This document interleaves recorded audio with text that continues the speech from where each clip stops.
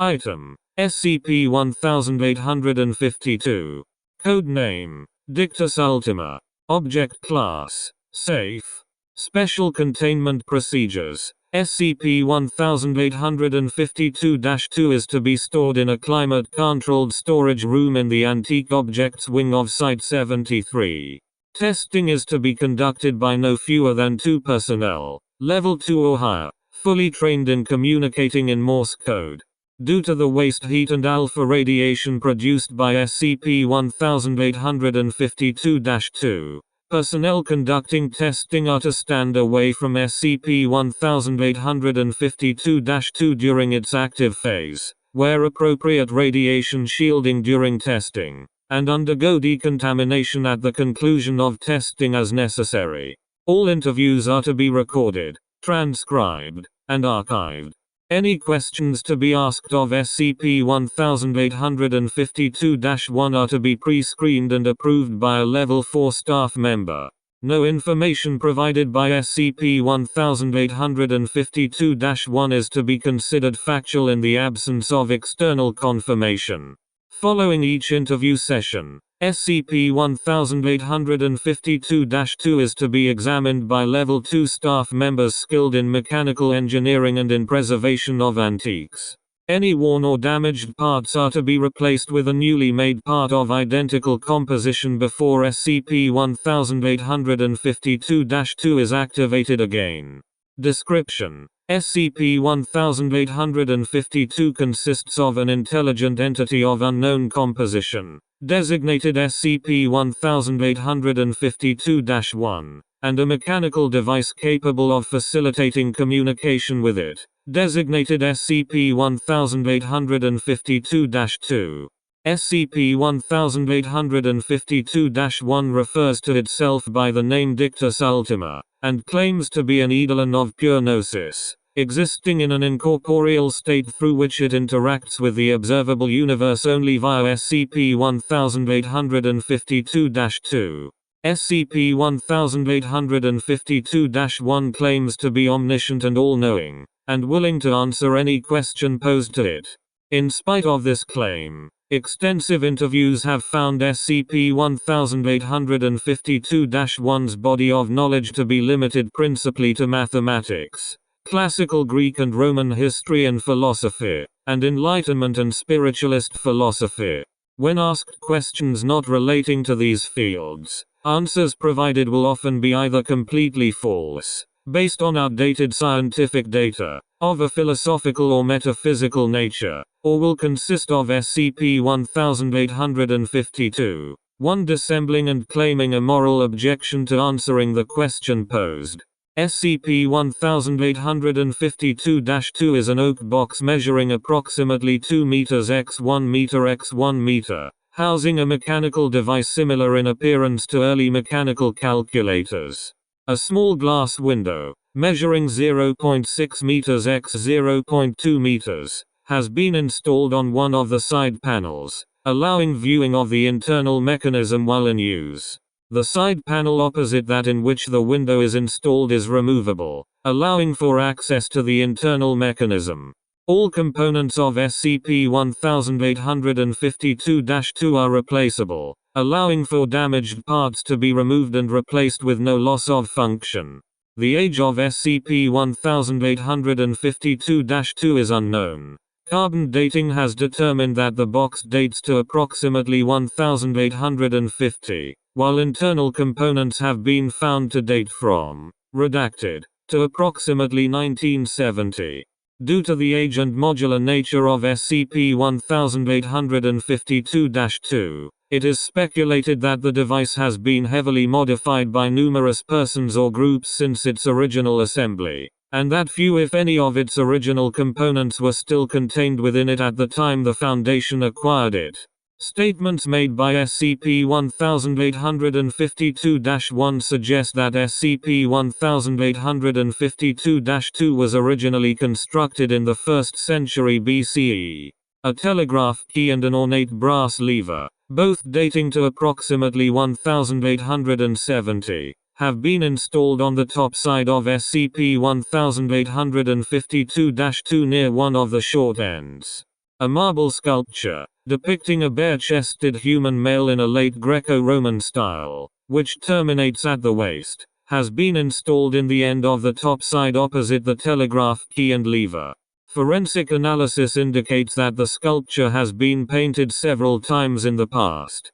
Parts of the statue's head have been drilled away to allow the installation of a small electronic speaker dating to approximately 1960, which is attached to the internal mechanism by a wire running into the box from the back of the statue's head.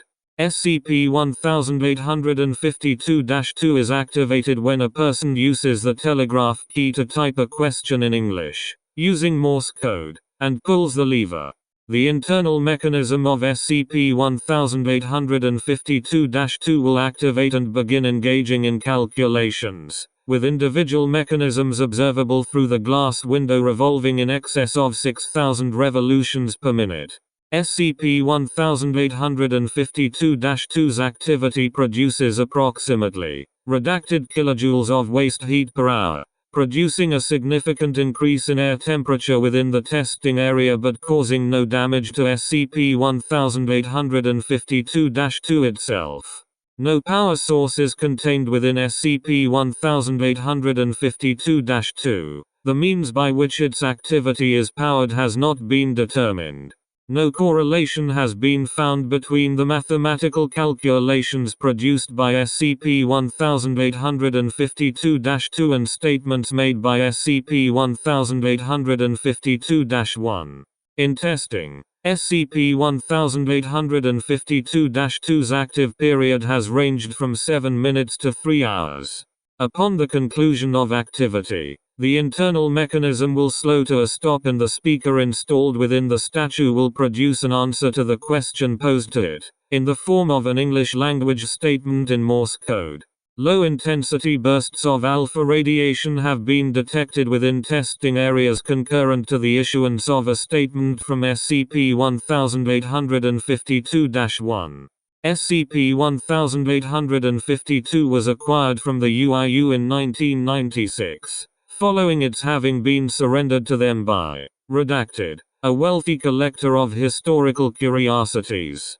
Redacted, claimed to have purchased SCP-1852 at an auction of 19th-century spiritualist memorabilia, that in subsequent months he had been stalked and harassed by members of a religious organization claiming that SCP-1852 was a piece of their god, and that he feared for his own safety as long as SCP-1852 was in his possession. The auction house stated that SCP-1852 had been sold as part of an estate sale. To date, SCP-1852's history prior to its acquisition by the auction house is unknown.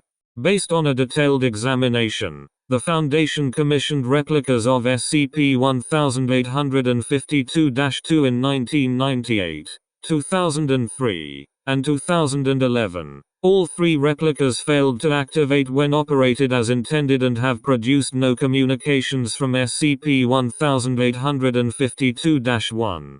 To date, communication with SCP-1852-1 has not been achieved by any means other than through SCP-1852-2. Interview 1852-1. Forward. Interview transcribed from Morse code. Begin log. 19. 3:38 p.m. Dr. Samesh, when were you built? SCP-1852-1. I was never built. I was before the world was. Forever I waited in silence until I was given voice. Dr. Samesh, who gave you voice, and when? SCP-1852-1. Brother Aeolus gave me form in the cosmic year 3964, at the bidding of the great electricians. Dr. Samesh, what year is that in our calendar? SCP-1852-1. There is but one calendar for all of the cosmos. Someday you will see this. Dr. Samesh, and the brother Aeolus you mentioned, who was he? SCP-1852-1. He was a man. Now he is an electrician like many who have learned from me. Dr. Samish, is it possible to construct another device like the one I am now communicating with you through? SCP-1852-1. One voice is enough, is it not? Dr. Samish, you mentioned electricians before. Who are they? SCP-1852-1. They give light to the cosmos and watch over mankind to guide him and herald the new age. Dr. Samish, are you an electrician? SCP-1852-1. No, I am but their servant, their herald, the bearer of their glorious message to mankind. Dr. Samish, and what message is that? SCP-1852-1. A new age is coming. Man must master the power of steam, of electricity, even of the atom itself, for his time has come. Soon the day shall pass that.